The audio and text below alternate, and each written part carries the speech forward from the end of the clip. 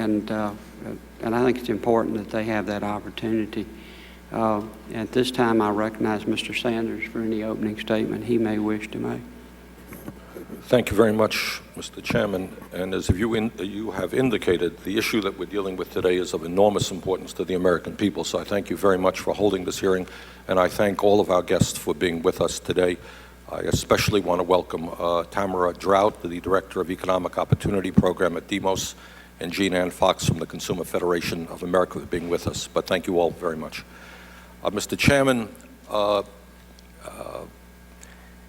as a result of what I would consider to be the collapse of the middle class, the fact that we have lost many decent paying jobs, that many people are working longer hours for lower wages, new jobs being created paying lower wages than the jobs that are being lost. What we are seeing in our country is that consumers are now being crushed with a record-breaking $2 trillion in debt, which has more than doubled in the last decade. So a lot of folks out there are deeply in debt and under a lot of economic pressure. In fact, a record-breaking 1.6 million families went bankrupt last year alone, an increase of more than 125% since 1989. And tragically, as Harvard University professor Elizabeth Warren and others have noted, it is the children are more likely to suffer through their parents' bankruptcy than through a divorce. At the same time, and you made the point, Mr. Chairman, that in France, those poor folks, they'll only have 4 credit cards and we have 1,000. I know that because I get those 1,000 people sending me their applications every other day. And in fact, over the last, in a given year, credit card companies send out some 5 billion, this is true, 5 billion credit card solicitations, and usually targeting young people who don't know enough about financial management. Credit card issuers made a record-breaking $7.3 billion in profits by charging excessive late fees last year, and total credit card fees have increased from $8.3 billion in 1995 to an astounding $21 billion last year, accounting for 35% of total credit card profits. And Mr. Chairman, and I know that you would share some of these concerns, this is an issue we've got to deal with. The bottom line is that the American consumer is being ripped off big time by credit card companies who are charging usurious rates. We all know that interest rates for the last couple of years have been almost historically low. And yet you have hard-pressed families who are paying 25, 28% interest rates on their credit card. And this is an issue that we have got to address in a multifaceted way.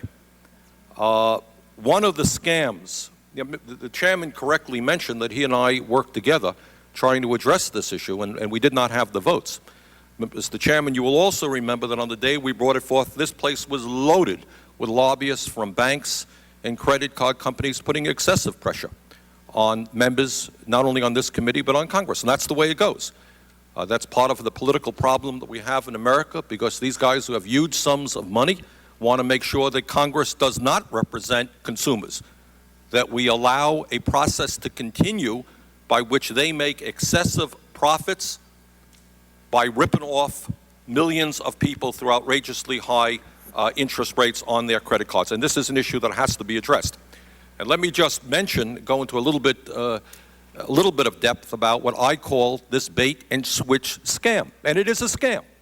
And it's a scam that this Congress should not allow to continue. Here's the deal. Folks, you're going to get today, go to your mailbox, especially if you have a kid in college, you're likely to get a couple of these cards, 0 interest rate, 2.6, fixed, guaranteed.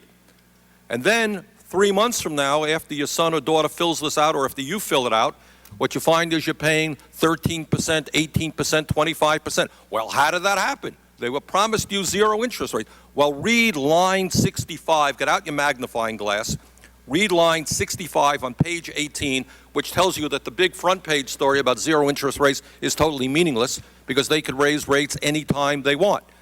Now, some of the justification that they use for raising interest rates is, we did some research, and we found that 3 years ago you were late paying off a college loan, or you were late on a mortgage payment. You're now a quote-unquote financial risk, and we're raising your rates. That's one reason, despite the fact that every single month you paid your bill to that credit card company on time. That's irrelevant. Or they don't need any reason at all.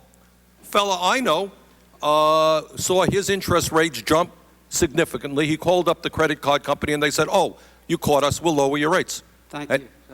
All right, but Mr. Chairman, you took a little bit of time extra. Let me have just that.